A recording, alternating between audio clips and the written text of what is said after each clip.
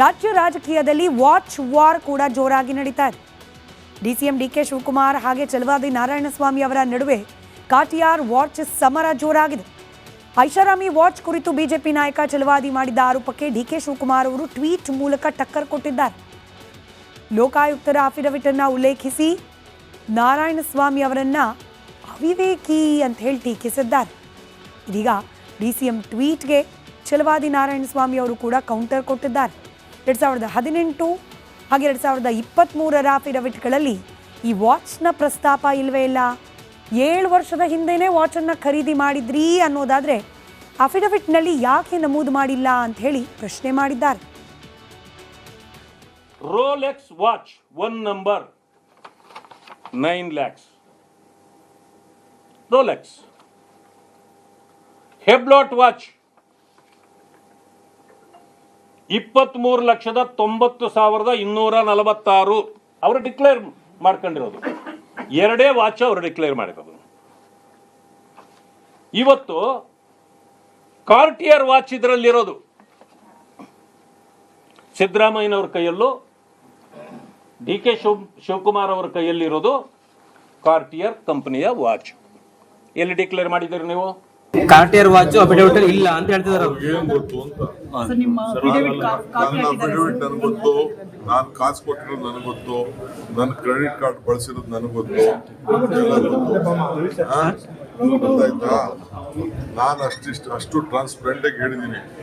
Rolex watch ನಾನು ತಿರೋದೇ ಹೇಳಿದ್ದೀನಿ, ಆಯ್ತಾ? ರೋಲೆಕ್ಸ್ ವಾಚ್ ಹೇಳಿದ್ದೀನಿ, ಈ ನನ್ನ ಕೈಯಲ್ಲಿ ಕಟ್ಟಿರೋ ವಾಚು ಹೇಳಿದ್ದೀನಿ, ಅರ್ಥ ಆಯ್ತಾ? ನಾನೇನು ಅವ್ರು ನಾರಾಯಣ ಸ್ವಾಮಿ ಅಂತ ನಾನೇನು ಕೇಳಬೇಕಾಗಿಲ್ಲ.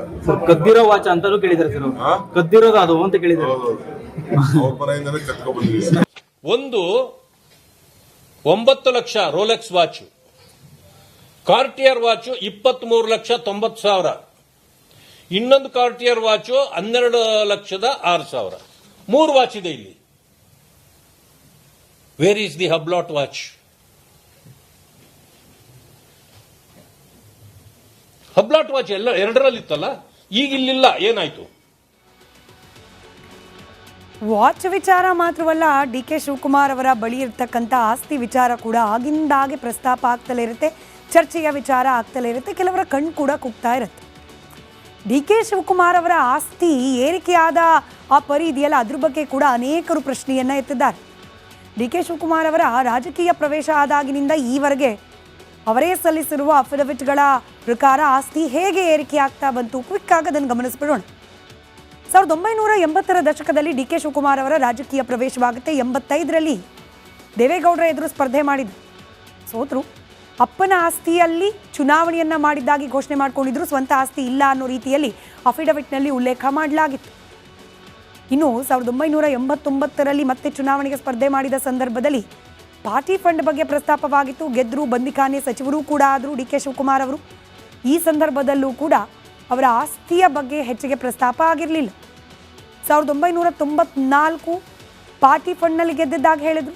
1999ರಲ್ಲೂ ಕೂಡ ಪಾರ್ಟಿ ಫಂಡ್ ಬಗ್ಗೆನೇ ಪ್ರಸ್ತಾಪವಾಗಿತ್ತು. ಈ ಚುನಾವಣೆಯಲ್ಲಿ ಎಚ್ ಡಿ ಕುಮಾರಸ್ವಾಮಿ ಅವರನ್ನು ಮಣಿಸಿದ್ರು ಡಿ ಕೆ ಶಿವಕುಮಾರ್ ಅವರು. ಇನ್ನು 2004ರ ನಂತರದಲ್ಲಿ ಡಿ ಕೆ ಶಿವಕುಮಾರ್ ಅವರ ಆಸ್ತಿಯ ವಿವರಗಳು ಲಭ್ಯವಾಗ್ತಾ ಹೋಯಿತು.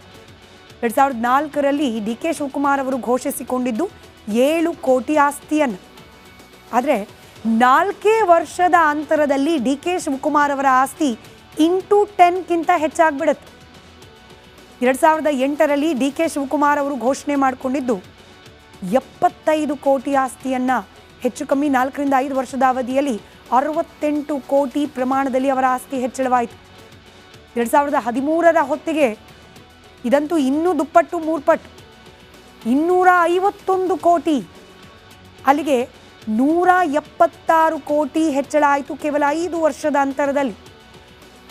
2018ರ ವೇಳೆಗೆ ಡಿ ಕೆ ಶಿವಕುಮಾರ್ ಅವರು ಘೋಷಿಸಿಕೊಂಡ ಆಸ್ತಿಯ ಪ್ರಮಾಣ 840 ಕೋಟಿ, 589 ಕೋಟಿಯಷ್ಟು ಆಸ್ತಿ ಹೆಚ್ಚಳ ಆಯಿತು 5 ವರ್ಷದ ಅಂತರದಲ್ಲಿ. ನೀವು 2023 ಕಳೆದ ಬಾರಿ ಚುನಾವಣೆ ಸಂದರ್ಭದಲ್ಲಿ ಬರೋಬ್ಬರಿ 1,413 ಕೋಟಿಯಷ್ಟು ಆಸ್ತಿಯ ಒಡೆಯ ಅಂತ ಹೇಳಿ ಘೋಷಿಸಿಕೊಂಡಿದ್ದಾರೆ. ಈ 5 ವರ್ಷಗಳ ಅಂತರದಲ್ಲಿ 573 ಕೋಟಿಯಷ್ಟು ಆಸ್ತಿ ಪ್ರಮಾಣ ಹೆಚ್ಚಳ ಆಗಿದೆ.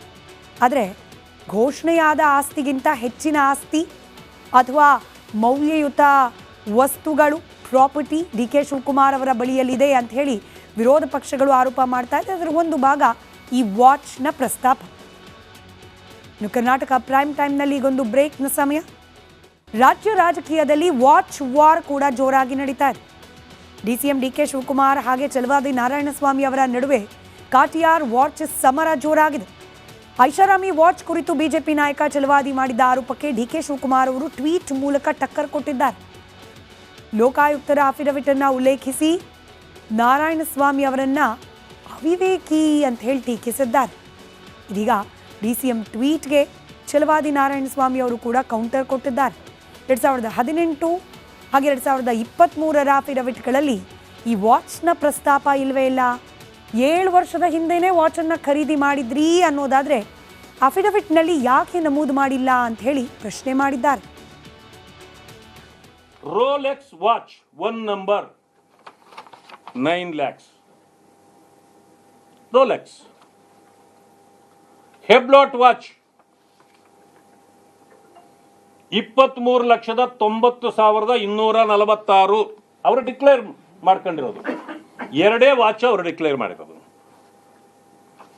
ಇವತ್ತು ಕಾರ್ಟಿಯರ್ ವಾಚ್ ಇದರಲ್ಲಿರೋದು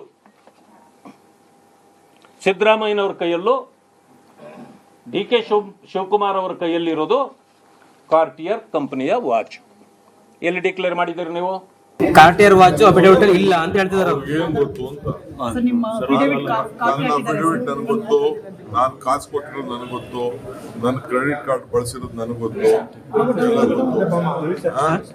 ಗೊತ್ತಾಯ್ತಾ? ನಾನು ಅಷ್ಟು ಟ್ರಾನ್ಸ್ಪರೆಂಟ್ ಆಗಿ ಹೇಳಿದ್ದೀನಿ. ರೋಲೆಕ್ಸ್ ವಾಚು ನಾನು ತಿರೋದೇ ಹೇಳಿದ್ದೀನಿ. ಆಯ್ತಾ?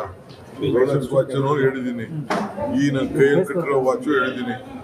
ಅರ್ಥ ಆಯ್ತಾ? ನಾನೇನು ಅವ್ರು ನಾರಾಯಣ ಸ್ವಾಮಿ ಅಂತ ನಾನೇನು ಕೇಳಬೇಕಾಗಿಲ್ಲ. ಕದ್ದಿರೋ ವಾಚ್ ಅಂತಾನು ಕೇಳಿದಾರೆ ಸರ್. ಕದ್ದಿರೋದು ಅದು ಅಂತ ಕೇಳಿದಾರೆ. ಅವ್ರ ಮನೆಯಿಂದನೇ ಕತ್ಕೊಂಡ್ ಬಂದಿದ್ದೀನಿ. ಒಂದು 9 lakh Rolex watch, Cartier watch 23,90,000, ಇನ್ನೊಂದು ಕಾರ್ಟಿಯರ್ ವಾಚ್ 12,06,000. 3 ವಾಚ್ ಇದೆ ಇಲ್ಲಿ. Where is the Hublot watch? Hublot watch ಎಲ್ಲ 2ರಲ್ಲಿತ್ತಲ್ಲ, ಈಗ ಇಲ್ಲಿಲ್ಲ. ಏನಾಯ್ತು? ವಾಚ್ ವಿಚಾರ ಮಾತ್ರವಲ್ಲ, ಡಿ ಕೆ ಶಿವಕುಮಾರ್ ಅವರ ಬಳಿ ಇರ್ತಕ್ಕಂಥ ಆಸ್ತಿ ವಿಚಾರ ಕೂಡ ಆಗಿಂದಾಗೆ ಪ್ರಸ್ತಾಪ ಆಗ್ತಲೇ ಇರುತ್ತೆ, ಚರ್ಚೆಯ ವಿಚಾರ ಆಗ್ತಲೇ ಇರುತ್ತೆ, ಕೆಲವರ ಕಣ್ಣು ಕೂಡ ಕುಗ್ತಾ ಇರುತ್ತೆ. ಡಿ ಕೆ ಶಿವಕುಮಾರ್ ಅವರ ಆಸ್ತಿ ಏರಿಕೆಯಾದ ಆ ಪರಿ ಇದೆಯಲ್ಲ, ಅದ್ರ ಬಗ್ಗೆ ಕೂಡ ಅನೇಕರು ಪ್ರಶ್ನೆಯನ್ನ ಎತ್ತಿದ್ದಾರೆ. ಡಿ ಕೆ ಶಿವಕುಮಾರ್ ಅವರ ರಾಜಕೀಯ ಪ್ರವೇಶ ಆದಾಗಿನಿಂದ ಈವರೆಗೆ ಅವರೇ ಸಲ್ಲಿಸಿರುವ ಅಫಿಡವಿಟ್ಗಳ ಪ್ರಕಾರ ಆಸ್ತಿ ಹೇಗೆ ಏರಿಕೆ ಆಗ್ತಾ ಬಂತು, ಕ್ವಿಕ್ ಆಗಿ ಅದನ್ನು ಗಮನಿಸ್ಬಿಡೋಣ. 1980ರ ದಶಕದಲ್ಲಿ ಡಿ ಕೆ ಶಿವಕುಮಾರ್ ಅವರ ರಾಜಕೀಯ ಪ್ರವೇಶವಾಗುತ್ತೆ. 85ರಲ್ಲಿ ದೇವೇಗೌಡರ ಎದುರು ಸ್ಪರ್ಧೆ ಮಾಡಿದ್ರು, ಸೋತರು. ಅಪ್ಪನ ಆಸ್ತಿಯಲ್ಲಿ ಚುನಾವಣೆಯನ್ನ ಮಾಡಿದ್ದಾಗಿ ಘೋಷಣೆ ಮಾಡ್ಕೊಂಡಿದ್ರು, ಸ್ವಂತ ಆಸ್ತಿ ಇಲ್ಲ ಅನ್ನೋ ರೀತಿಯಲ್ಲಿ ಅಫಿಡವಿಟ್ನಲ್ಲಿ ಉಲ್ಲೇಖ ಮಾಡಲಾಗಿತ್ತು. ಇನ್ನು 1989ರಲ್ಲಿ ಮತ್ತೆ ಚುನಾವಣೆಗೆ ಸ್ಪರ್ಧೆ ಮಾಡಿದ ಸಂದರ್ಭದಲ್ಲಿ ಪಾರ್ಟಿ ಫಂಡ್ ಬಗ್ಗೆ ಪ್ರಸ್ತಾಪವಾಗಿತ್ತು. ಗೆದ್ರು, ಬಂದಿಖಾನೆ ಸಚಿವರು ಕೂಡ ಆದರು ಡಿ ಕೆ ಶಿವಕುಮಾರ್ ಅವರು. ಈ ಸಂದರ್ಭದಲ್ಲೂ ಕೂಡ ಅವರ ಆಸ್ತಿಯ ಬಗ್ಗೆ ಹೆಚ್ಚಿಗೆ ಪ್ರಸ್ತಾಪ ಆಗಿರಲಿಲ್ಲ. 1994 ಪಾರ್ಟಿ ಫಂಡ್ನಲ್ಲಿ ಗೆದ್ದಿದ್ದಾಗ ಹೇಳಿದ್ರು. 1999ರಲ್ಲೂ ಕೂಡ ಪಾರ್ಟಿ ಫಂಡ್ ಬಗ್ಗೆನೇ ಪ್ರಸ್ತಾಪವಾಗಿತ್ತು. ಈ ಚುನಾವಣೆಯಲ್ಲಿ ಎಚ್ ಡಿ ಕುಮಾರಸ್ವಾಮಿ ಅವರನ್ನು ಮಣಿಸಿದ್ರು ಡಿ ಕೆ ಶಿವಕುಮಾರ್ ಅವರು. ಇನ್ನು 2004ರ ನಂತರದಲ್ಲಿ ಡಿ ಕೆ ಶಿವಕುಮಾರ್ ಅವರ ಆಸ್ತಿಯ ವಿವರಗಳು ಲಭ್ಯವಾಗ್ತಾ ಹೋಯಿತು. 2004ರಲ್ಲಿ ಡಿ ಕೆ ಶಿವಕುಮಾರ್ ಅವರು ಘೋಷಿಸಿಕೊಂಡಿದ್ದು 7 ಕೋಟಿ ಆಸ್ತಿಯನ್ನು. ಆದರೆ 4 ವರ್ಷದ ಅಂತರದಲ್ಲಿ ಡಿ ಕೆ ಶಿವಕುಮಾರ್ ಅವರ ಆಸ್ತಿ ಇಂಟು 10ಕ್ಕಿಂತ ಹೆಚ್ಚಾಗ್ಬಿಡುತ್ತೆ. 2008ರಲ್ಲಿ ಡಿ ಕೆ ಶಿವಕುಮಾರ್ ಅವರು ಘೋಷಣೆ ಮಾಡಿಕೊಂಡಿದ್ದು 75 ಕೋಟಿ ಆಸ್ತಿಯನ್ನು. ಹೆಚ್ಚು ಕಮ್ಮಿ 4ರಿಂದ 5 ವರ್ಷದ ಅವಧಿಯಲ್ಲಿ 68 ಕೋಟಿ ಪ್ರಮಾಣದಲ್ಲಿ ಅವರ ಆಸ್ತಿ ಹೆಚ್ಚಳವಾಯಿತು. 2013ರ ಹೊತ್ತಿಗೆ ಇದಂತೂ ಇನ್ನೂ ದುಪ್ಪಟ್ಟು ಮೂರ್ಪಟ್ಟು 251 ಕೋಟಿ, ಅಲ್ಲಿಗೆ 176 ಕೋಟಿ ಹೆಚ್ಚಳ ಆಯಿತು ಕೇವಲ 5 ವರ್ಷದ ಅಂತರದಲ್ಲಿ. 2018ರ ವೇಳೆಗೆ ಡಿ ಕೆ ಶಿವಕುಮಾರ್ ಅವರು ಘೋಷಿಸಿಕೊಂಡ ಆಸ್ತಿಯ ಪ್ರಮಾಣ 840 ಕೋಟಿ. 589 ಕೋಟಿಯಷ್ಟು ಆಸ್ತಿ ಹೆಚ್ಚಳ ಆಯಿತು 5 ವರ್ಷದ ಅಂತರದಲ್ಲಿ. ನೀವು 2023 ಕಳೆದ ಬಾರಿ ಚುನಾವಣೆ ಸಂದರ್ಭದಲ್ಲಿ ಬರೋಬ್ಬರಿ 1413 ಕೋಟಿಯಷ್ಟು ಆಸ್ತಿಯ ಒಡೆಯ ಅಂತ ಹೇಳಿ ಘೋಷಿಸಿಕೊಂಡಿದ್ದಾರೆ. ಈ 5 ವರ್ಷಗಳ ಅಂತರದಲ್ಲಿ 573 ಕೋಟಿಯಷ್ಟು ಆಸ್ತಿ ಪ್ರಮಾಣ ಹೆಚ್ಚಳ ಆಗಿದೆ. ಆದರೆ ಘೋಷಣೆಯಾದ ಆಸ್ತಿಗಿಂತ ಹೆಚ್ಚಿನ ಆಸ್ತಿ ಅಥವಾ ಮೌಲ್ಯಯುತ ವಸ್ತುಗಳು ಪ್ರಾಪರ್ಟಿ ಡಿ ಕೆ ಶಿವಕುಮಾರ್ ಅವರ ಬಳಿಯಲ್ಲಿದೆ ಅಂತ ಹೇಳಿ ವಿರೋಧ ಪಕ್ಷಗಳು ಆರೋಪ ಮಾಡ್ತಾ ಇದ್ದಾರೆ. ಅದರ ಒಂದು ಭಾಗ ಈ ವಾಚ್ನ ಪ್ರಸ್ತಾಪ. ಇನ್ನು ಕರ್ನಾಟಕ ಪ್ರೈಮ್ ಟೈಮ್ನಲ್ಲಿ ಈಗೊಂದು ಬ್ರೇಕ್ನ ಸಮಯ.